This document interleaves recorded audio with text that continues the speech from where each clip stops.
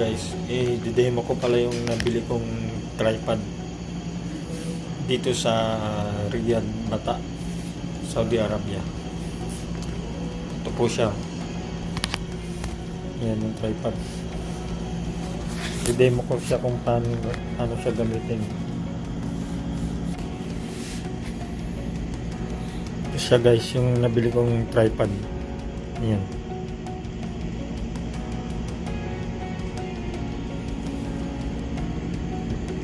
Yan po. Di-demo ko po siya kung paano siya gamitin na. Yan po siya yung tripod 3120. 3-way po. 3-way head. Built-in level. Tapos aluminum legs niya po siya. Quick in lever lock. Yan po. Tanggalin ko na po siya sa lalagyan.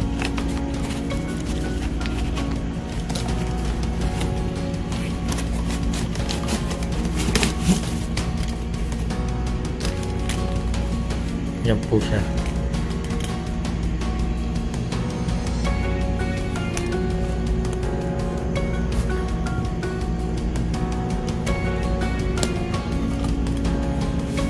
Yan po yung laman niya. Yan. Pwede siya pang camera. Pwede rin siya pang cellphone. Opo. Tapos kung makikita nyo, meron po siyang label. Yan po, may label siya sa pag-stand para makita kung pantay ba yung stand ninyo, para hindi siya matumba. Yan po. Tapos ito naman po yung para sa cellphone. Yan. Yan po. Ito yung mga stand nya.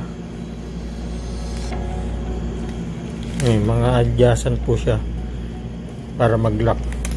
Yan po. Yan. Tapos ito po siya yung mga stand. Pwede siyang adjust yung pahaba. Yan. Tapos mga lock siya. Rubber po itong nasa baba niya, para hindi po siya dumulas o kumapit siya sa sahig. Yan. Ganyan po siya.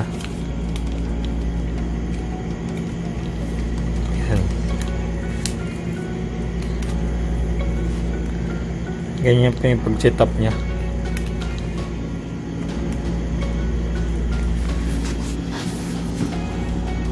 Yan.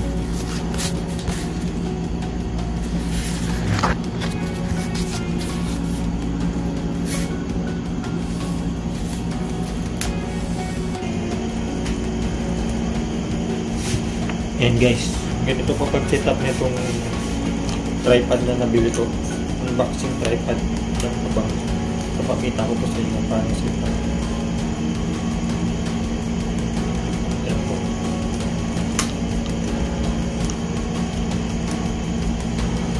Tapos ito pong clip para sa cellphone, lalagay niyo po siya dyan.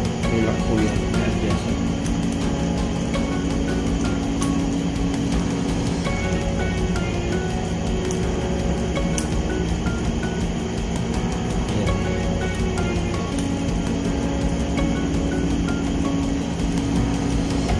Pwede rin po siyang iikot. Adjustable po lahat. Ito yung mga lock, pwede po siyang iikot-ikot. Ito po yung mga lock niya.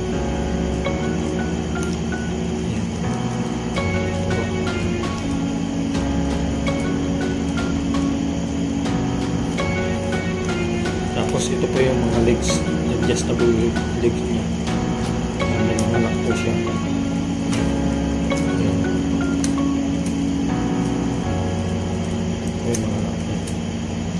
Tapos ihilahin nyo lang po siya. Bawat legs may lock.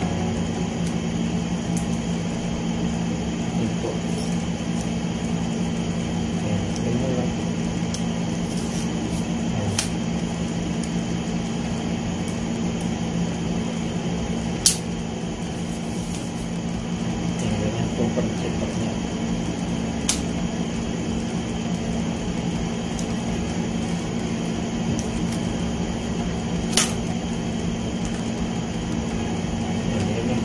yung tripod natin.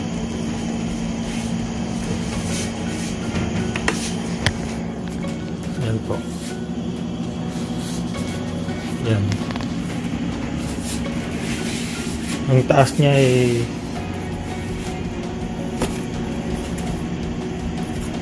taas ng tripod natin 345. Yan ang taas niya po. Yan.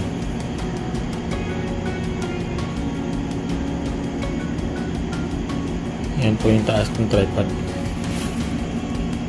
Yan, ganyan po. Ganyan po guys. Yan.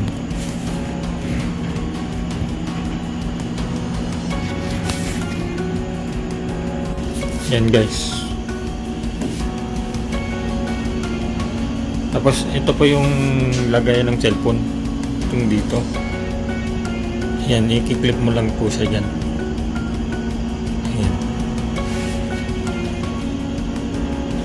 Pero kung mas maganda, bago nyo i-set up dyan yung cellphone, i-clip nyo na po siya.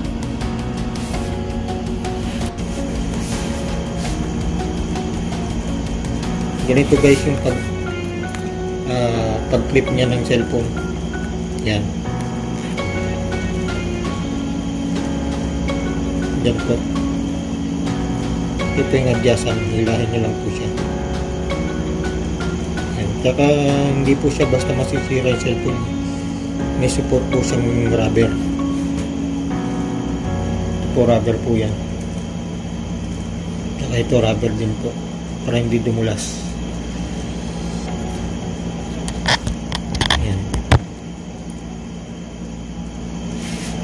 Yan, rubber to. Ito, rubber din siya sa taas. Tapos, ang paglagay nyo naman po, lalagay nyo na siya dito.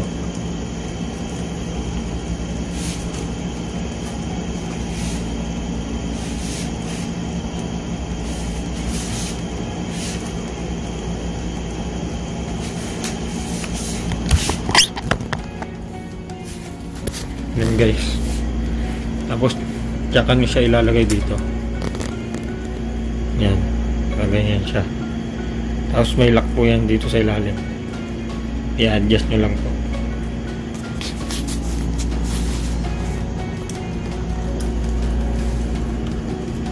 Yan.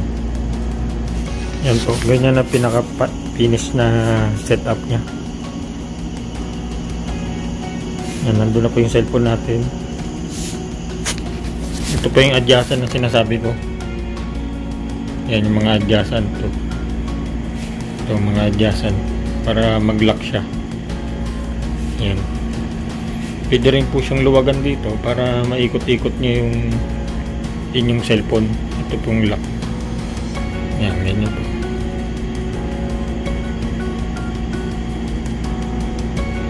Yan. Iikot po siya.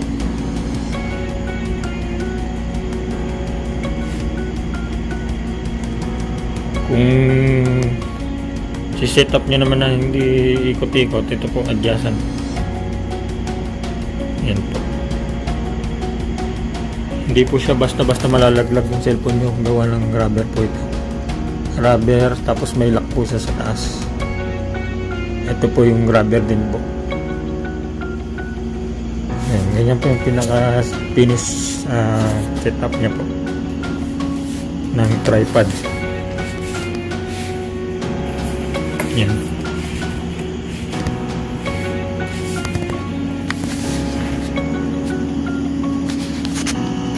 Ganyan lang po. Yan po yung ginagamit ko sa pagbablog.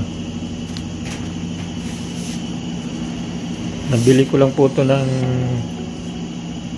50 real dito sa Lulu Market. Naka-sale po kasi siya. Ang halaga talaga nito 145 real. Yan. Gawa ng naka-sale siya, kaya binili ko na po para may magamit ako sa pagbablog ko. Pag nagbabasketball ako, i-stand ko lang po siya. Yan. Napakatibay nito guys. Bili na kayo nito. Aluminum po ito lahat. Hindi siya plastic. Ito. Yan, mga aluminum stand to. Hindi siya basta-basta masisira. Yan po. Ganyan.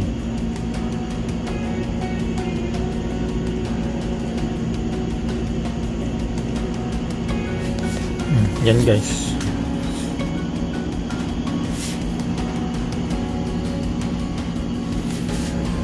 Tapos yung ano ko naman po, pag nagmi-music ako habang nag-GLS, ito po, JBL. Yan. Yan ang mga ginagamit ko pag ako'y nag-vlog.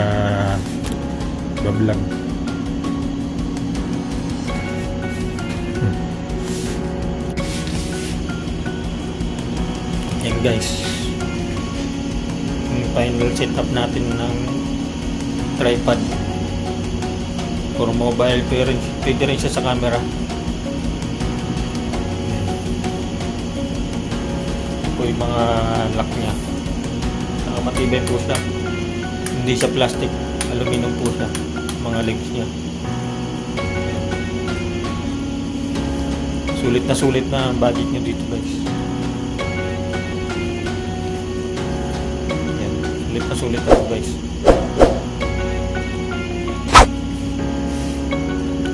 At huwag nyo na rin kalimutan mag-subscribe sa aking channel para lagi kayong updated sa aking mga bagong videos. Maraming salamat guys, at mag-comment na rin kayo at mag-like. Maraming salamat guys. God bless you all. Thank you.